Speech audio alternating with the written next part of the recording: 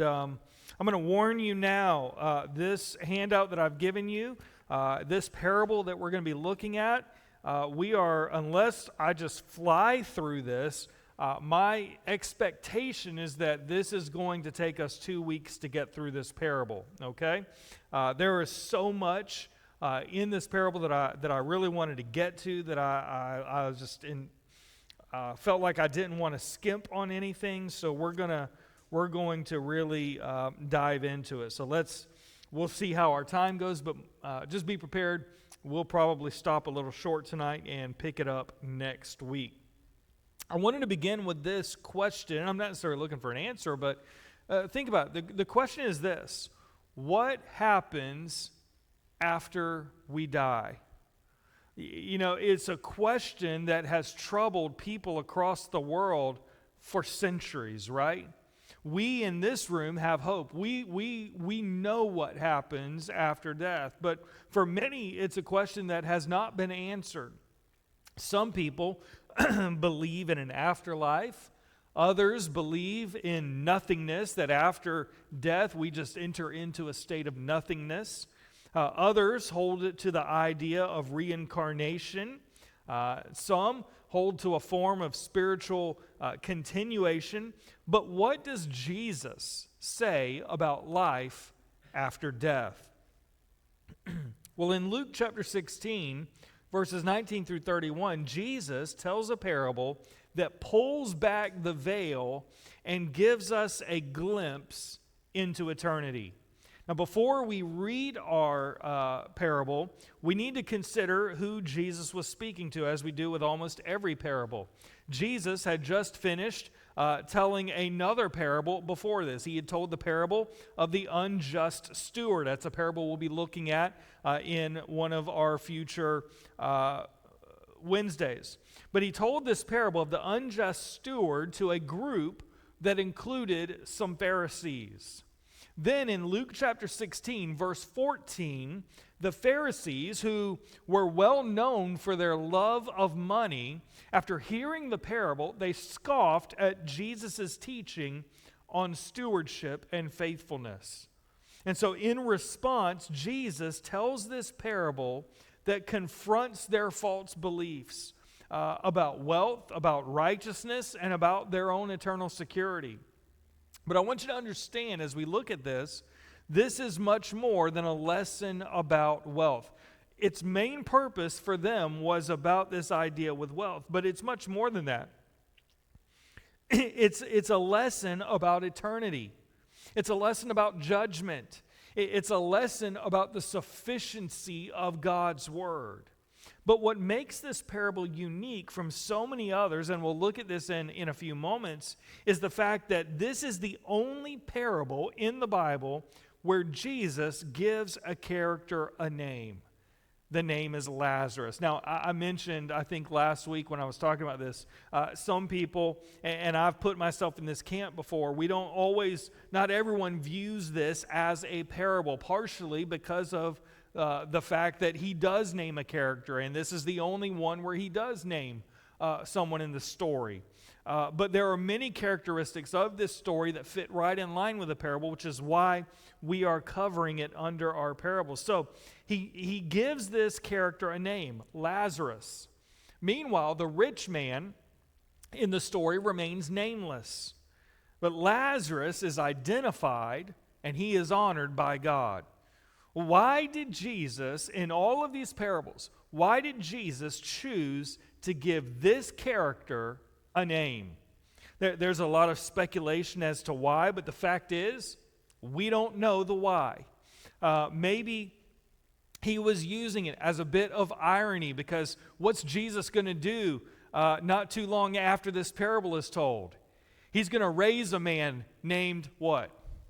Lazarus. There's a little bit of irony here in that here's this Lazarus that they want to come back from the dead, and Jesus is going to raise a Lazarus from the dead. Maybe it was to show that those who belong to God are known and loved by God. Perhaps it was both. Perhaps he had all of this in mind. No matter what the reason, though, the parable challenges us to think beyond this life. It challenges us to consider what happens when our time on earth is over. Are we living in light of eternity? Are we trusting in what the world values or in what God values? So let's take a look at our passage and our parable, Luke chapter 16, beginning in verse 19. It says, "There was a certain rich man who was clothed in purple and fine linen and fared sumptuously every day. But there was a certain beggar named Lazarus, full of sores, who was laid at his gate, desiring to be fed with the crumbs which fell from the rich man's table. Moreover, the dogs came and licked his sores. So it was that the beggar died and was carried by the angels to Abraham's bosom. The rich man also died and was buried. And being in torments in Hades, he lifted up his eyes and saw Abraham afar off, and Lazarus in his bosom. Then he cried and said, Father Abraham, have mercy on me, and send Lazarus that he may dip the tip of his finger in water and cool my tongue, for I am tormented in this flame. But Abraham said, Son, remember that in your lifetime you received good things, and likewise Lazarus evil things. But now he is comforted, and you are tormented. And besides all this, between us and you there is a great gulf fixed, so that those who want to pass from here to you cannot, nor can those from there pass to us. Then he said, I beg you therefore, Father, that you would send him to my father's house. For I have 5 brothers, that he may testify to them, lest they also come to this place of torment. And Abraham said to him, They have Moses and the prophets. Let them hear them. And he said, No, Father Abraham, but if one goes to them from the dead, they will repent. But he said to him, If they do not hear Moses and the prophets, neither will they be persuaded, though one rise from the dead.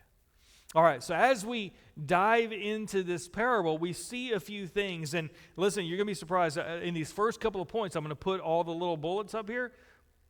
But in the rest of it, I'm not going to put them all at once. I'm going to go point by point as we go through it, okay? Because I really want you to grasp kind of what we're going through. So let me give you this. We're going to start by taking a look at these two contrasting lives.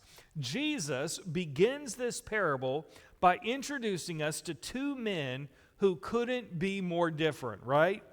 Their lifestyles, their circumstances, their daily experiences, they are set in complete contrast to each other. One man lives in luxury while the other lives in misery. One has everything while the other has nothing. But the real lesson of the parable isn't about their lives. It's about how their lives prepared them for eternity. And so let's begin by looking at the first character Jesus describes, that being the rich man. Jesus introduces him to us in verse 19. Look at that verse again. It says, There was a certain rich man who was clothed in purple and fine linen and fared sumptuously every day.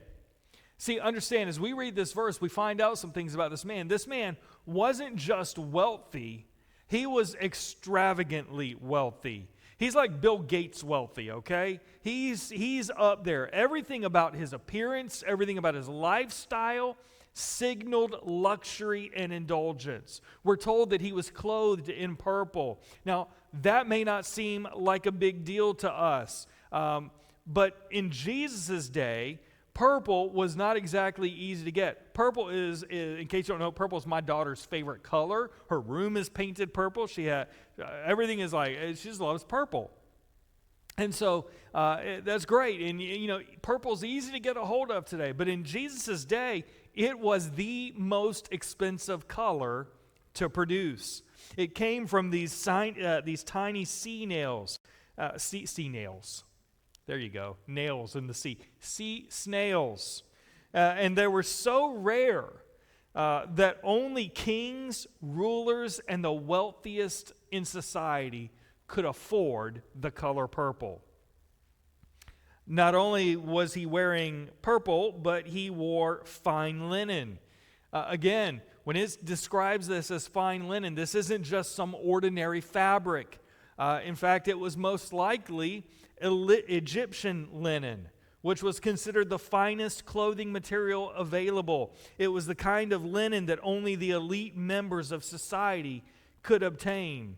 And so understand, we see this man is a man who is dressed in wealth. He's got the nicest clothes in the most expensive fabric, in the most expensive color you can get. Everything about it screams, this man's rich. He's got it all.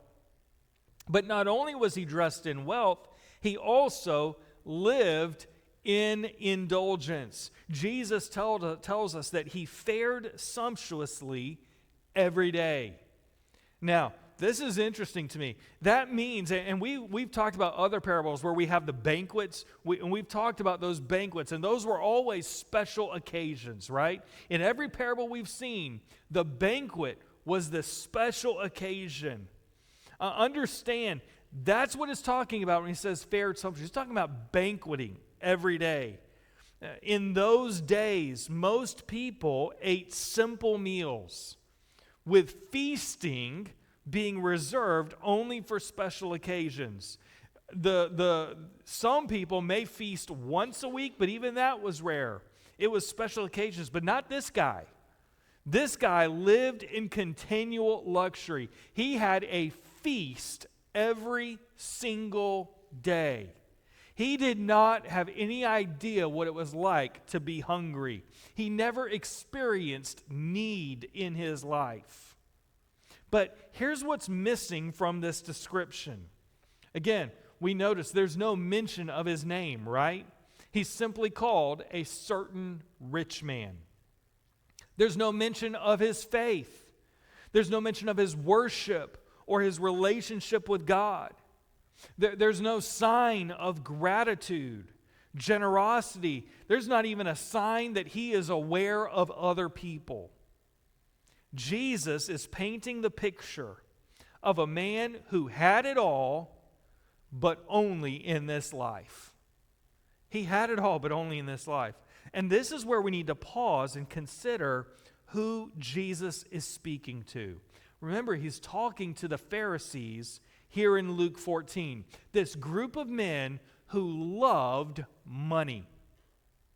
They believed, in fact, they loved money so much, they believed that wealth was a sign of righteousness.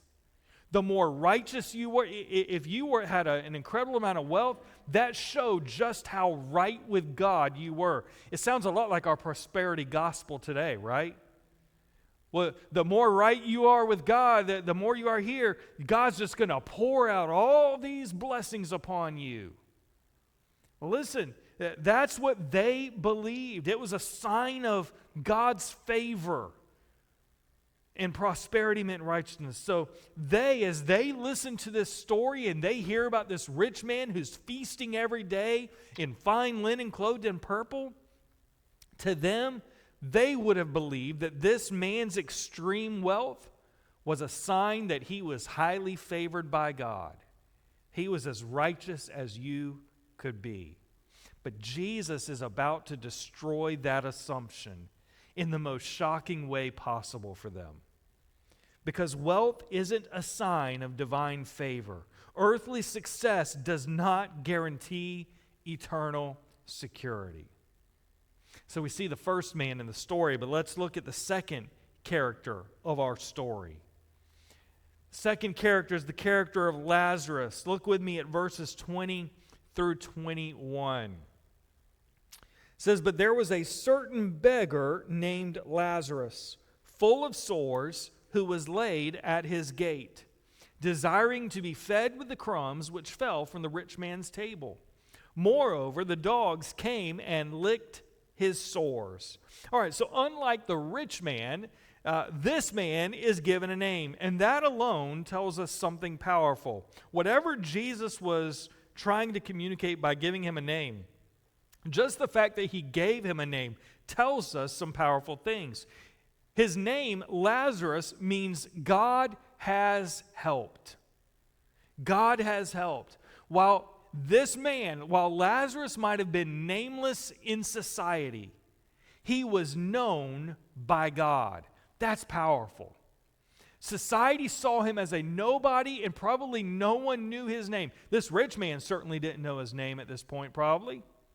But God knew him. He had nothing in this world, but God saw him. Now, notice where Lazarus is. It says he was laid at the rich man's gate. Again, this is what I find interesting. The Greek wording here suggests that he was placed there. When it says he was laid, someone literally had to place him. In fact, that word can also be interpreted as thrown. So I don't know whether he was placed there or thrown there, but the picture is this guy was so worthless and nobody wanted to help him so much, they just took Lazarus and tossed him right there at the gate. That's how meaningless he was. In other words, Lazarus was so weak, so sick, that he couldn't even bring himself to the rich man's gate. He had to be carried and dropped there. And what was it he was hoping for? Jesus says he was desiring to be fed with the crumbs which fell from the rich man's table. I think this is interesting as well. He didn't ask for a place at the table. He didn't see the rich man walking in the gate saying, "Hey, can you bring me into your table and let me have a little bit of food?" He didn't ask for a seat. He didn't even ask for a full meal. He's just hoping for some kindness. That's all he's hoping for, a little bit of kindness. All he wants are the scraps, the leftovers that fell to the floor. It reminds me of a young man in another parable we read about a few weeks ago, parable of the prodigal son. Remember that young man got to be in such a desperate place. He was just hoping, he was so hungry that he would have been satisfied just to eat some of the scraps of the pig's slop. That's how far he had fallen. It's the same desperation here. He's just hoping for some kindness. But instead of receiving kindness, the only attention he gets is not from people. It's not from the rich man. The only attention he gets is from the dogs. That's it. Jesus says the dogs came and licked his sores. Now, in Jewish culture, remember, dogs were not the household pets we have today. Dogs were considered unclean scavengers. And so Jesus, as he says that these dogs came and licked his sores, again, this could have been told for one of two reasons. Either it was meant to point out just how humiliated Lazarus was in life, that the dogs came and licked his sores, or it was meant to show that the dogs were the only ones who showed any compassion toward Lazarus at all. Perhaps it was both. The idea is that the dogs here were the only ones to show an act of kindness, because he certainly didn't receive any from the rich man. And the point of all of this is that Lazarus lived in absolute misery. As he was covered in sores, as he was longing for food, as he lies helpless at the rich man's gate, and yet in eternity, as we see, as we read, Lazarus is the one who will receive the honor. Now, before we move on, we can clearly see the difference between these two men, but I think it's important that we see what it is about the rich man's lifestyle that makes him guilty. We see these two contrasting lifestyles. What is it about the rich man that makes him guilty? It's not about his wealth. It's not because of something he did. It's because of what he failed to do. So, let me move forward into this next little section here. The rich man's greatest crime wasn't that he actively hurt Lazarus. His crime was that he ignored Lazarus. He didn't curse him. He didn't beat him. He didn't even drive him away from his gate. The problem is he never helped him. He never acknowledged him. He never did anything for him.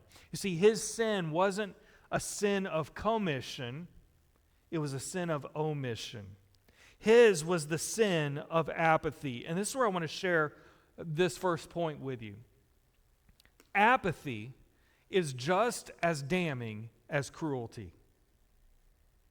And sometimes in our society, we look at cruelty. When someone is being cruel to someone, we think that is horrible, and it is. We rise up, and we want to exact justice for someone who has displayed some act of cruelty towards someone. But apathy, we kind of look at as not a big deal. It's interesting. James chapter 4, verse 17 says, "To him who knows to do good and does not do it, to him it is" what? It's sin. God is loudly declaring, listen, this sin of apathy, you know to do good to someone and you don't do it. You step back and you say, not my problem. It's sin. The rich man had every opportunity to help, but he chose not to.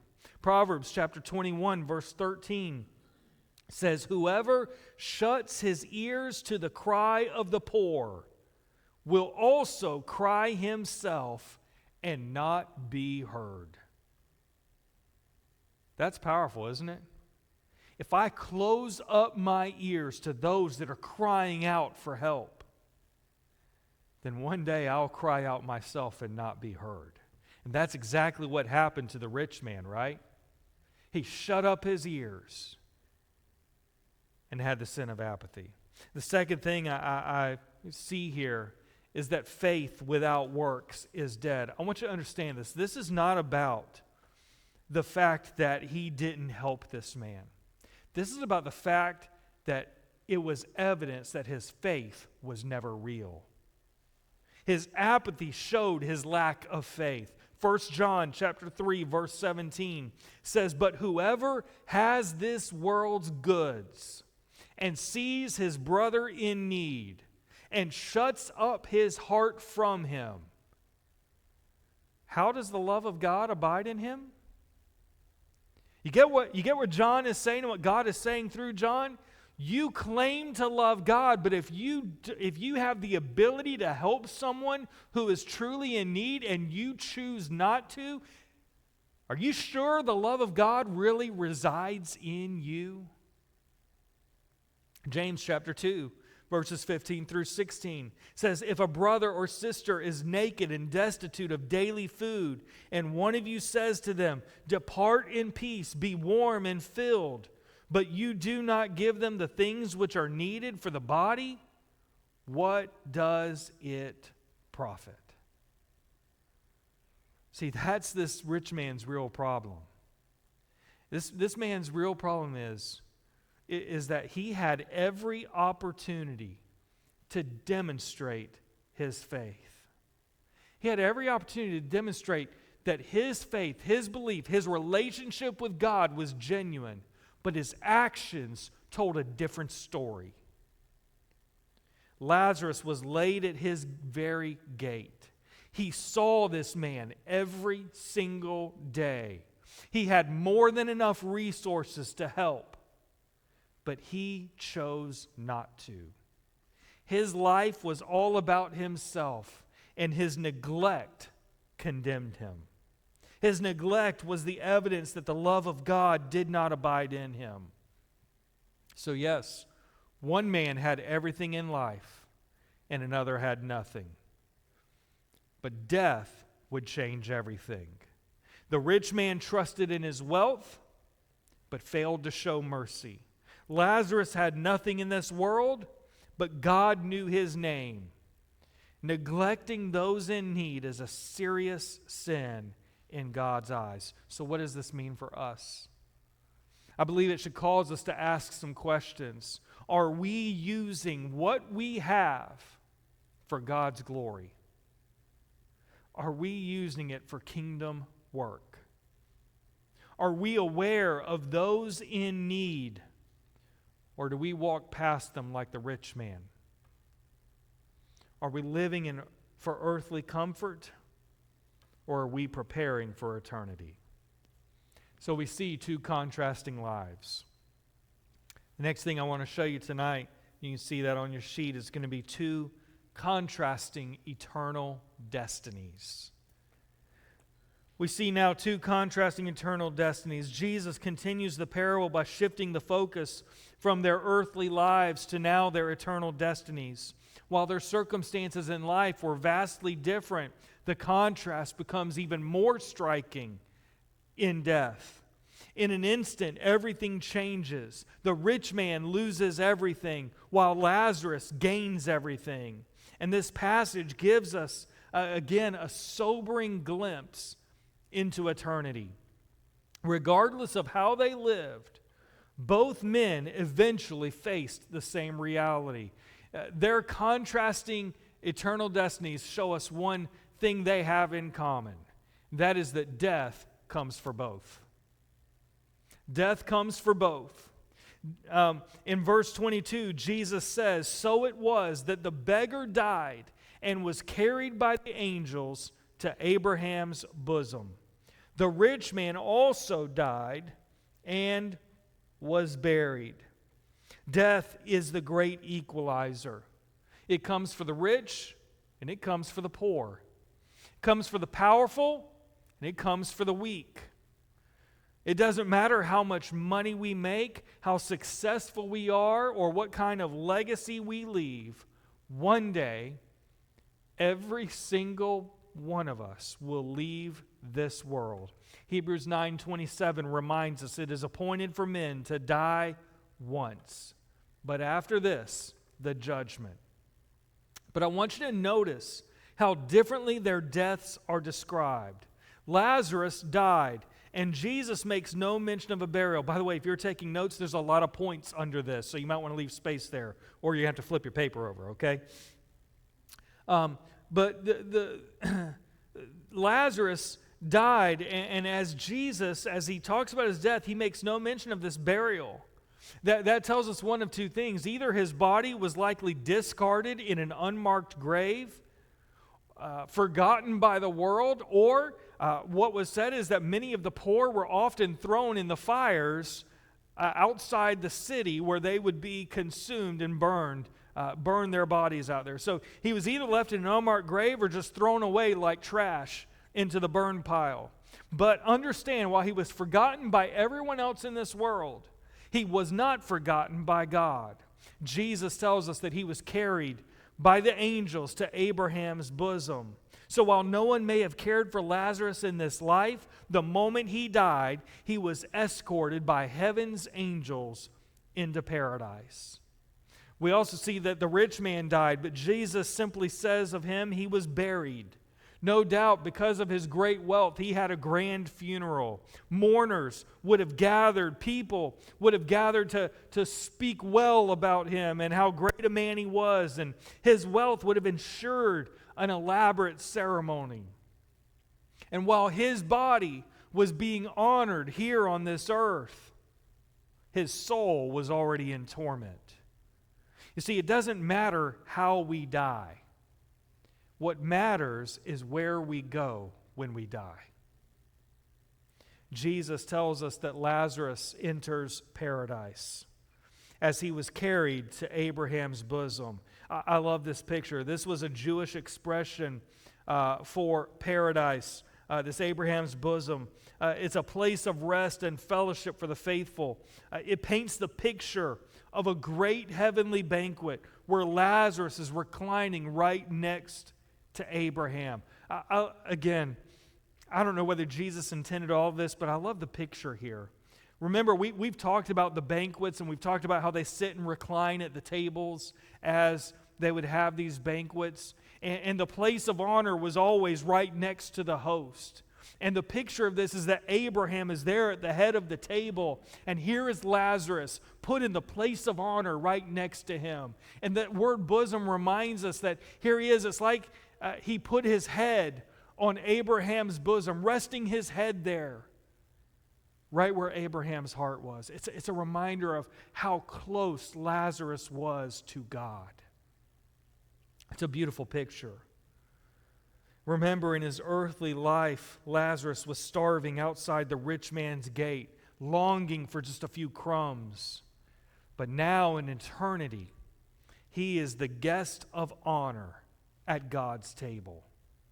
Jesus had already foreshadowed this moment in Luke 13:29 when he said this, "They will come from the east and the west, from the north and the south, and sit down in the kingdom of God." Jesus told us that the very ones who were rejected on earth would be welcomed into God's kingdom, while those who trusted in their riches will be left out. Now, I want to make one thing clear. I want you to understand that Lazarus isn't in paradise because he was poor. His financial status had nothing to do with it. He's there because he trusted in God. God knew him by name, right? God knew him by name. There was a relationship there. Wealth or poverty do not determine eternity. Faith does.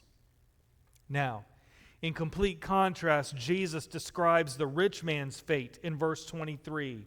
It says, "And being in torments in Hades, he lifted up his eyes and saw Abraham afar off and Lazarus in his bosom." All right, now before I actually I'll go ahead and put this up here. The rich man enters Hades. Now I want to, just because I know we're going to split this into 2 weeks, let me give just a little bit of the picture of what's going on here. Understand that when it talks about paradise and Hades, and we read about the gulf that is fixed between the two, I want you to understand that paradise is not talking about heaven.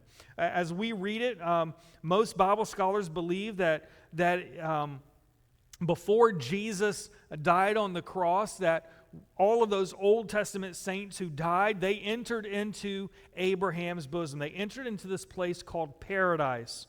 And you could say that the grave at the time was split into two. So there was one side ultimately had paradise. That's where all of the Old Testament believers who believed by faith were held. Then you had on the other side was Hades, which was where all of those who did not have faith went. And I want you to understand that when Jesus died on the cross, and he says to the thief, he says, "Today you will be with me where? In paradise." And understand, what we understand is that when Jesus died on the cross and he went into the grave, he went to paradise with the keys to death, and he took those who were in paradise on to heaven. So paradise has been emptied out. I want you to understand that Lazarus is no longer in paradise. Meanwhile, Hades is still full. And we'll talk about that as we go. So, while Lazarus was in peace and comfort, the rich man was in agony and torment as he entered this place called Hades. Their roles had completely reversed from life. And there are two important truths about Hades that I want to share with you tonight. First is this: Hades is a place of conscious torment. Hades is a place of conscious torment. This rich man, as we read this passage, this rich man was fully aware of his suffering. He saw, he spoke, and he felt pain. He was not, as some people believe, in a state of unconsciousness. He was in torment. Notice what he does in verse 24. He cries out, "Father Abraham, have mercy on me, and send Lazarus that he may dip the tip of his finger in water and cool my tongue, for I am tormented in this flame." Does that sound like a man who's in a state of unconsciousness? No. He is fully aware. He is fully conscious of what's happening. That is a chilling reality. The rich man who once lived in comfort and indulgence is now begging for just a single drop of water. But even that will not be granted. The Bible tells us over and over about the suffering of the wicked after death. Revelation chapter 14, verse 11 says, "The smoke of their torment ascends forever and ever, and they have no rest day or night. I want you to understand, contrary to what some religions teach, there is no, this is not a temporary punishment. This isn't purgatory. This isn't a place where you can just be there temporarily and maybe God will grant you reprieve. This is eternal, it's unrelenting, and it is irreversible. Now, as I say that it is eternal, I want to share with you another truth about Hades. It is a place of conscious torment, but Hades itself is a temporary holding place. It's a temporary holding place. It's important to understand that Hades is not the final destination of the lost. There is a difference between Hades and hell, which is Gehenna in the Bible. There is a difference between those two places. Hades is the temporary place of punishment for those who die without Christ. All those who die today without Christ enter into Hades. Then at the great white throne judgment, the final judgment takes place. And at that judgment, Hades itself and all those who are in Hades will be cast into the lake of fire. Revelation chapter 20, verses 13 through 15 tell us, death and Hades were cast into the lake of fire. And this is the second death. So while Hades is a temporary place, the suffering of the lost is eternal.